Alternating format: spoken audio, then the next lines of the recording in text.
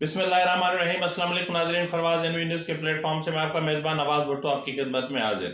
नाज़रीन, पेशावर में पेश आने वाले सानिये के बाद यकीनन पाकिस्तान की हर आंख जो है वो अश्कबार है और हर दिल दुखी है।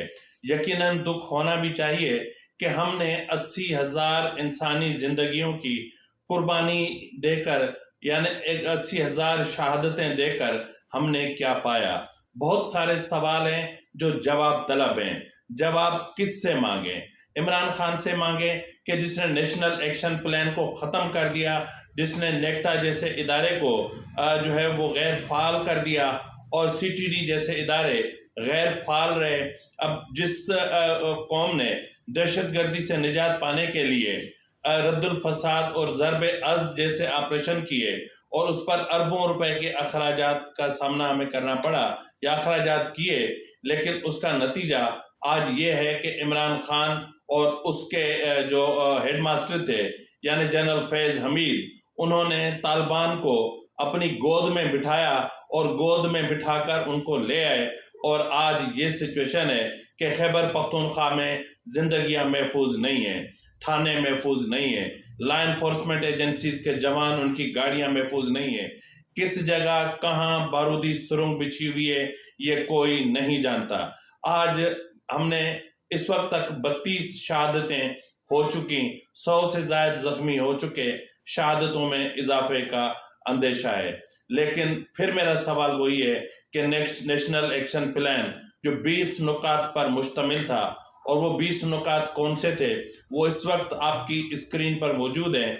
लेकिन सवाल मेरा फिर भी अपनी जगह पर है कि इस नेशनल एक्शन प्लान को, जिसको उस वक्त के वजीर दाखिला चौधरी निसार ने बड़ी मेहनत से बनाया था और बड़ी मुश्किल से इस पर अमल दरामद शुरू हुआ था, क्योंकि उस वक्त पाकिस्तान के जो हालात थे वो इस कदर ख़राब थे कि जिसका मतलब बयान करना बहुत मुश्किल है।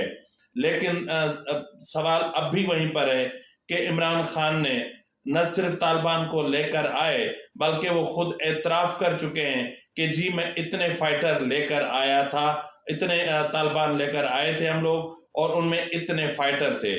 जरा खुद सुन लीजिए। My government was already negotiating with them so that we would do a resettlement of these people, because there were about 40,000 people which were moving into Pakistan, amongst them about 5 to 10,000 fighters. But it took time for us to... Imran के इस एतराफ़ के बाद अब आज जो 32 शहादतें इस वक्त तक हो चुकी हैं और जो खैबर पख्तूनख्वा में इस वक्त तक शहादतें हो चुकी हैं, होना तो ये चाहिए कि इसकी FIR इमरान खान के खिलाफ दाखिल होनी चाहिए।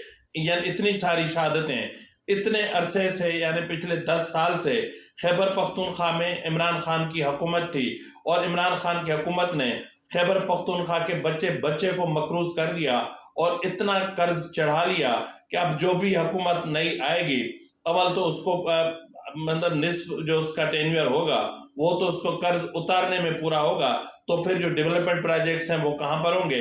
लेकिन सबसे बड़ा सवाल इस वक्त ये है कि इस दहशतगर्दी के खात्मे के लिए जिस ऑपरेशन की ज़रूरत है, उस ऑपरेशन के लिए सरमाया कहाँ से आए, पैसा कहाँ से आए।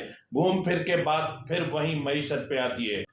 एक तरफ तो महंगाई जो है वो एक दहशतगर्द बन के, या मईशत जो है वो दहशतगर्द बन के इस पाकिस्तान के अवाम को लूट रही है और बेदर्दी से उनको मतलब कुचल रही है, मार रही है। और दूसरी तरफ इस दहशतगर्दी ने सर उठा लिया है, और वो भी उस वक्त जब हमारे खजाने खाली हो चुके हैं।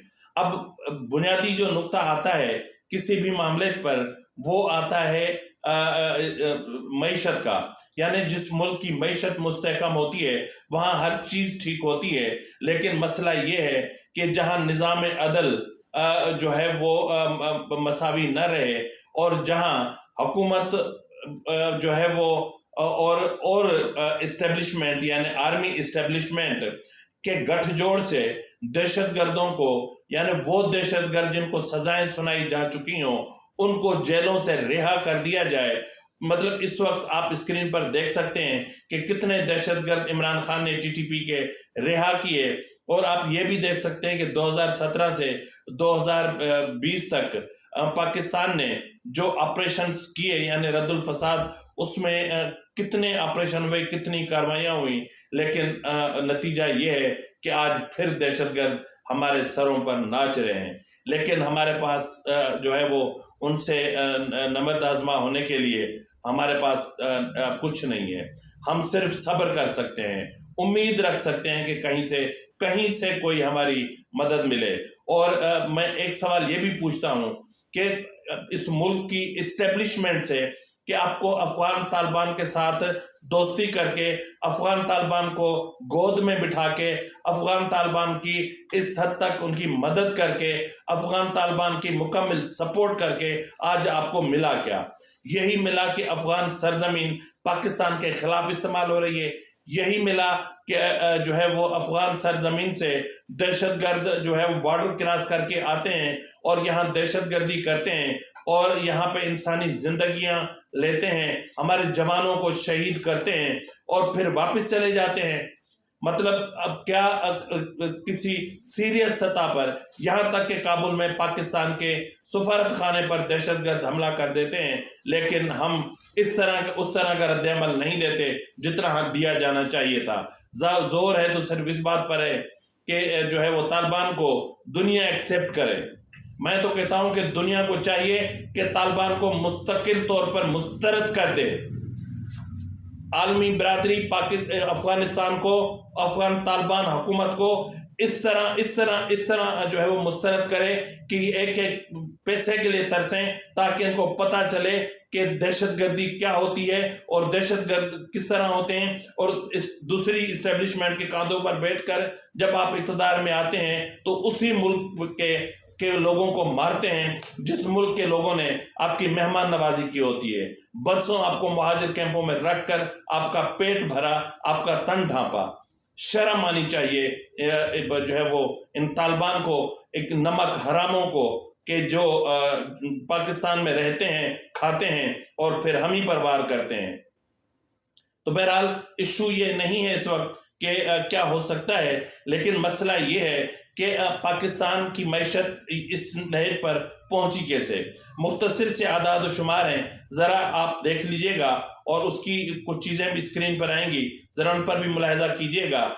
नाज़रीन, आपको ये जानकर हैरत होगी कि पाकिस्तान में पिछले कई दहाइयों से पाकिस्तान की अशराफिया को सालाना 2660 अरब रुपए का फ़ायदा पहुंचाया जाता है, किसी ना किसी तरीके से, किसी ना किसी हवाले से, किसी ना किसी रेफरेंस से, सुफारिश से, ठेकों में, किसी भी तरीके से।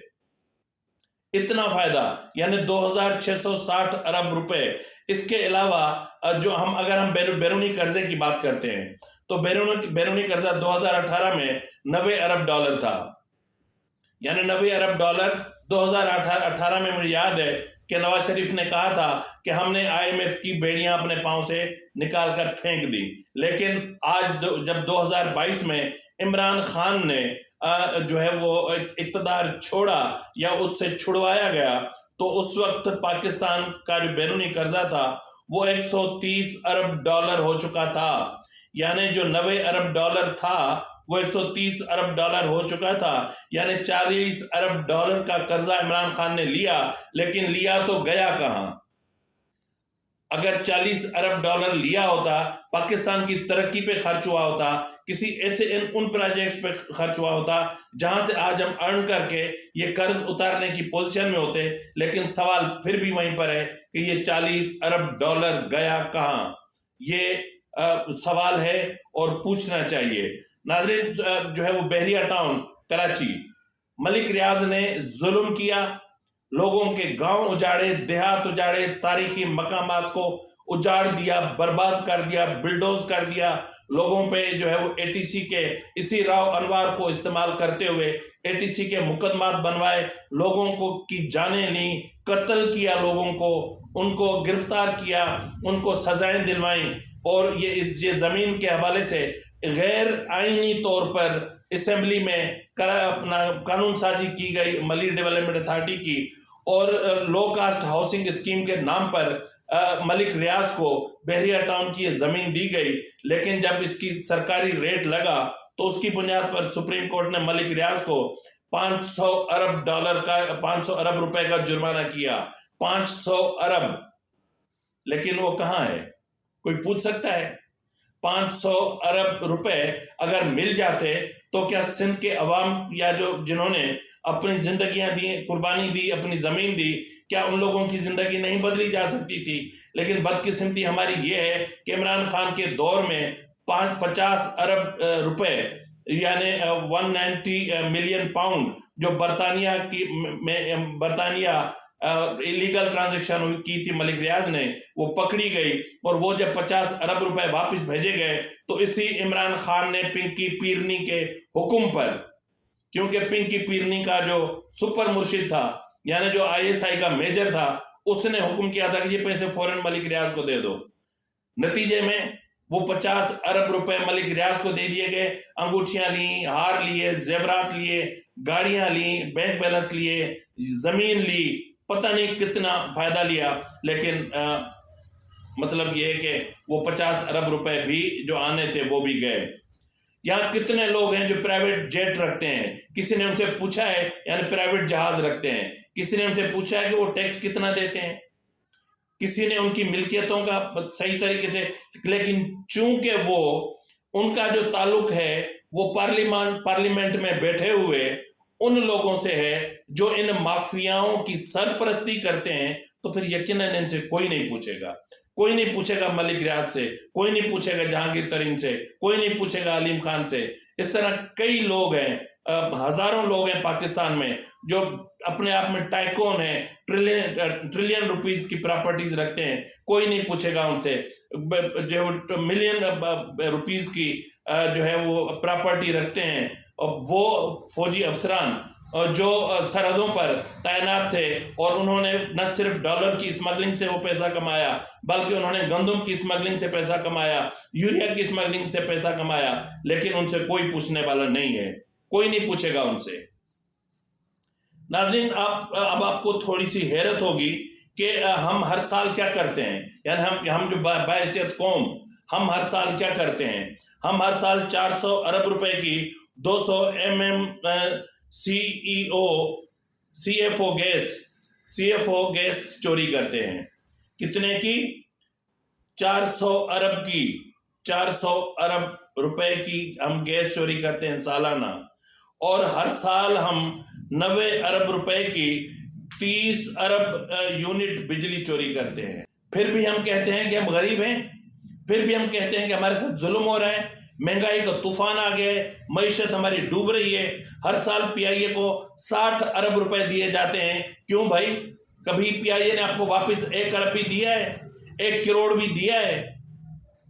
सवाए इसके कि जो भी वजीर जो है वो दिफा आता है, मतलब जो भी अपना वजीर हवाबाजी आता है, उसके बंदे एडजस्ट होते हैं। जो भी पार्टी आती है उनके बंदे एडजस्ट होते हैं, उनको फ्री की टिकट्स मिलती हैं, फौजी अफसरान को फ्री की टिकट्स मिलती हैं, MNAs, MPs, मिनिस्टर्स, अयाशी है, बाप के जहाज लगे हुए यहाँ पे, चलो बैठो, रिक्शा खड़ा हुआ है। जिस तरह इमरान खान ने KP के और पंजाब के हेलीकॉप्टर्स को चिंची की तरह इस्तेमाल किया, इसी तरह हमारे साथ ये हो रहा है। लेकिन इनमें इतना शऊर नहीं है कि भाई इस वबाल को प्राइवेट कर दो। एयर इंडिया भी तो प्राइवेट है ना, एयर इंडिया प्राइवेट है ना, वो अरबों रुपए इंडियन गवर्नमेंट को कमा के भी दे रही है और खुद भी कमा रहे हैं। तो हमें कौन सी मौत आती है? हमें कौन सा बुखार चढ़ता है? गर्दन तोड़ बुखार चढ़ता है, लेकिन हम नहीं करेंगे। ऐसी कई प्रॉपर्टीज है जो पड़ी हुई हैं। दिफा के बजट को देख लें, ट्रिलियन ऑफ रुपीस का जो है वो बजट है, यानी मोर देन 1 ट्रिलियन है। इस वक्त दिफा के बजट का जो है वो साल वाइज यानी ईयर वाइज आपकी स्क्रीन पर मौजूद है। आप अच्छे तरीके से देख सकते हैं कि हर साल दिफा के बजट में कितना इजाफा हुआ है, किस कदर इजाफा हुआ है। क्या हम दिफा के बजट को पूरी ईमानदारी के साथ, जिस तरह हम मुसलमान हैं, जिस तरह हम नमाज पढ़ते हैं, जिस तरह हम कुरान पढ़ते हैं, जिस तरह हम कलमा पढ़ते हैं, जिस तरह हम कलमा शहादत पढ़ते हैं, जिस तरह हम मुस्लिम ईमान वाले हैं, तो हम मुस्लिम ईमान वाले दिफा के बजट को पूरी ईमानदारी के साथ अगर एक्चुअल साइज पे ले आए तो पाकिस्तान कहाँ पहुंच सकता है। लेकिन नहीं करना, हमने कुछ भी नहीं करना। हमने लूटना है, सबने लूटना है। फिर गाली मिलती है सियासतदान को, सिर्फ गाली मिलती है तो हुक्मरान को।